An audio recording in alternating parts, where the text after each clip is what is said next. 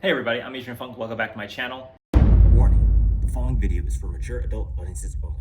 It contains explicit language and extreme visuals that is not suitable for or aimed towards viewers under the age of 13. Viewer discretion is advised. And this is going to be one of the last videos I do for the year. And maybe in some weird way, it might be the last video I do before the whole Copa thing. So in this video, I thought I would kind of show you the best pickups of the year. These are books that I felt that I either got a really good price on, books I thought I would never get, or books I didn't even know existed, and turned out to be a really great addition to my collection. I feel like this year I branched out from my usual modern variants, and I got into Golden Age comics this year. Definitely got into signatures, and I also allowed myself to start buying purple labels and green labels from CGC. So purple is restored, which means there was either color touch, a little tape added to the spine, stuff like that. And green is qualified, which means like it's missing a centerfold or a panel was cut out, stuff like that. I also allowed myself to buy a low grade book. So by low grade, I mean like 0.5, 1.0s, 1.8s. I used to frown upon those types of books. I used to kind of steer away. But when I realized that some of those qualifications didn't really bother me, like I really didn't care if there was a slight color touch to the cover, if it looked amazing, but it had a purple label on it and it was selling for like 50% less than what it normally goes for. I didn't care, and it's like I have it and it's great. It looks great. Like otherwise I would never own that book. Like ever, especially when it comes to Golden Age stuff. But yeah, anyway, let's get into the books that I acquired this year that I feel like were like just the best pickups of the year. The first one is actually a sketch from one of my favorite artists, Mr. Joe Jusko right here. He sketched SpiderMan, which is one of my favorite characters. This is just a blank variant of Amazing Spider-Man #1. Not a big deal. But this is really the reason why I bought this book. Sketches by Joe Jusko are really scarce and really expensive. He doesn't do a lot of them. I don't think he does them anymore. This was back in 2014. I saw this and I was like, wow, that's in my price range. I went for it and I got it. I love it. I don't know if I'm gonna have someone else sketch here. I really want to, but I don't wanna crack this open and then have this 9.8 change. But I don't know. I might not care about the grade too much because if I can get someone cool to sketch this or cool to sketch here, I'm going to go for it. Next up is Daredevil Father #1. This is a Wizard World Philadelphia exclusive variant. This is signed by Joe Quesada, who is the cover artist here. Pretty cool. I like it. The real reason why I bought this isn't because I'm a fan of Daredevil or Joe Quesada. It's because it's a 10, baby. Gem mint. Yeah, 10. Think about that. How many of you guys have a Gem Mint grade 10 CGC slab? I saw this on eBay and it wasn't that much. And I was like, yeah, I'll buy it. And even though this is from 2004, so they might have given higher grades back then, but not anymore. This is definitely an older slab. I am not gonna reslab this or reholder this because I'm absolutely sure this will not get a 10 anymore, even though it looks pretty perfect. But anyway, this is my first and only 10 grade. Next is Avengers #2, the second appearance of the Avengers. This is one of the nicest covers of Avengers #2 I've seen for the price I paid. You're probably wondering why it's a 0.5. And it says it's missing page 12. It doesn't affect story. There is a panel that's reattached to page 15 with tape. Incomplete. But it doesn't affect story, so I don't care. But yeah, wow. This CGC graded really harshly, I think. For missing one page that doesn't affect story. The grade didn't matter, obviously, because I still bought it, but it was super cheap. But look how nice it looks. Like this cover looks incredible. I mean, it's not perfect, but I feel like it's not a 0.5. I mean, it's missing a corner right here. It's got some water damage. But yeah, here's Sensation Comics 51. This is an Action Comics 1 homage cover. So you've got Wonder Woman here lifting a car. I saw this and I was like, I love this cover. But the 1 or 2 versions of this that were sold on eBay were just way too expensive. And then when I saw this 1.8, I was like, oh yeah, I can afford that. I think this is my first Sensation Comics, and I think the only one I own. I mean, it is missing a corner here, but the colors are amazing. Next up, we've got Saga number 2, 9/8, which is pretty nice. But as you can tell, it's a yellow label, so it's got some signatures on it. And it has Brian K. Vaughan and Fiona Staples, the writer and artist. That's pretty rare. It might be kind of tough to find. Well, one, it's hard to find both their signatures on a Saga book that's affordable, especially at a 9/8. And especially now because they have announced a hiatus, so they're taking a break from continuing the story. So they're not writing Saga. They're writing other things and doing other stuff, but they're not appearing at conferences or anything. They're not doing any signings. So yeah, I decided to pick this up. Next up is my very first Marvel Mystery Comics. This one is 82. The first appearance of Namora. This is written by Stan Lee. Artist for this cover is Bob Powell. Really cool to see Human Torch and Submariner in the same cover. Fortunately, this is a 0.5 because it's missing a ton of stuff. The centerfold's missing. 6th wrap and 1/2 of page 7 is missing. Feck's story is incomplete. So it's missing a ton of stuff in it. Never would have been able to afford even a regular complete Marvel Mystery comic, especially this one. But it's crazy that this book got a 0.5, but my Avengers number 2, which is only missing 1 page, and it's not even a story page, and that also has a 0.5, and that looks amazing. So yeah, the grading is inconsistent. But anyway, really love this cover. I haven't seen this cover on eBay since I bought this. Here we have Civil War number 1. This is the Wizard World Comic-Con exclusive. It's a 9/8. This is from 2016.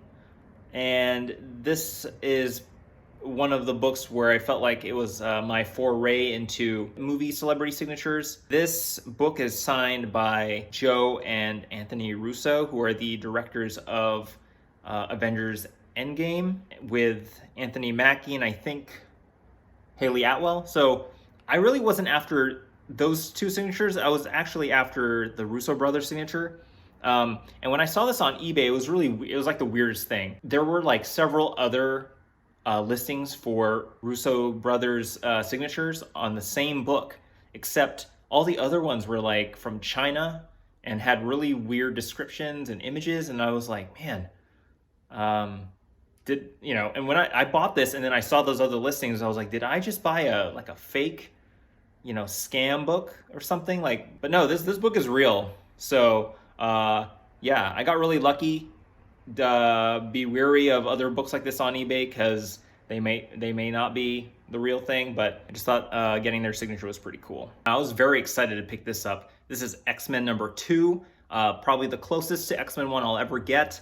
But this is one of the nicest X-Men 2 covers I've seen, and I did not pay a lot at all. And the reason being is because it's missing a huge corner where the stamp usually is. It doesn't really bother me. I'm pretty sure this will get a 0.5 if I were to grade it, but it looks great. I mean, it has a bend here, but yeah, otherwise this thing looks incredible. Next up is Fantastic Four number 3. This is the first appearance of the classic Fantastic Four costumes. was actually just trying to get as close to Fantastic Four #1, and I actually bought this before there was even any speculation about the movie. And yeah, it looks solid. Like, it looks really good. I mean, it's missing a corner up here. You can see that. But the whites are pretty good. Pretty good. I don't know. I would say this is probably a 3. Amazing Spider-Man 14, first appearance of the Green Goblin. And the first crossover with the Hulk and Spider-Man. I didn't even think I would ever own this book, and I did not pay what this book normally goes for, and so I'm terrified to find out if it's missing anything. I mean, you know, in terms of the cover, it's definitely missing a corner right there. There's some chips at the top that's missing. The spine's not that great. The Hulk is a little faded, but otherwise, this cover's pretty good. I think I would say this was like a 2. If you have a guess, let me know down in the comments section. But yeah, I definitely am going to get this graded at some point. Next up is Captain America Comics #77. This is my second Golden Age Captain America cover, but this is the first John Romita Captain America cover. You can see his name right there. He actually did one more cover, and it's 78. You know, a really cool black cover. Has a nice pirate vibe to it. Crazy octopuses down here. So silly. Now I know that Alex, the comic book hoarder, has mentioned that he loves this cover so much, and this is actually the first... No, I take it back. Oh, no, okay, so this is the first Plastic Man Golden Age cover that I own. And man, there are so many great Golden Age Plastic Man covers that I want to collect, but this was the one that I was watching forever. And there was one other vendor, one other seller on eBay who sold this for like $700. And I was like, oh my God, there's no way. And the condition was way worse than this one. And then someone listed this starting at like 99 cents. And I was like, oh, I'm going for it. Didn't pay $700, I can tell you that much. This actually, I showed this in one of my Halloween videos. I think this might be the second Golden Age book that I ever bought. Next up is Detective Comics 59. This is the second appearance of the Penguin, which I just discovered 10 minutes ago. I didn't think I was gonna win this, to be honest. Batman punching the hell out of a couple guys and Robin just chilling outside the window. I love how the window, this brick window is like framing the comic. Like how, you know, this lamp right here is illuminating the room. It's really cool. It's really cool. I think when I first got this, I was kind of like, I'm kind of bummed I won this one, but it's growing on me. Next up is Flash Comics 14, my first and only Golden Age Flash comics, and it is just incredible. I really love when bullets are used as a visual to display speed or strength. Yeah, just really great. It's like the classic damsel in distress. It's a 0.5 because it's missing the last page, which affects story. There's tape on a cover, interior cover and interiors. It has a lot of tape. It's incomplete, but I'm okay with that. All right, we're gonna do one more Flash cover, and this is Flash 105, the first Silver Age appearance of Flash in his own self-titled cover. First appearance of Mirror Master right here, this bad guy. It's a 1.8. The reason being it has 2 extra staples added after manufacturing, tape on cover, and that's it. The seller told me that there were 18 other people putting up offers for this book, and he chose me. So, thanks. My second to last favorite acquisition of the year is Action Comics 33. This is my first Action Comics Golden Age book. I had posted this on my Instagram.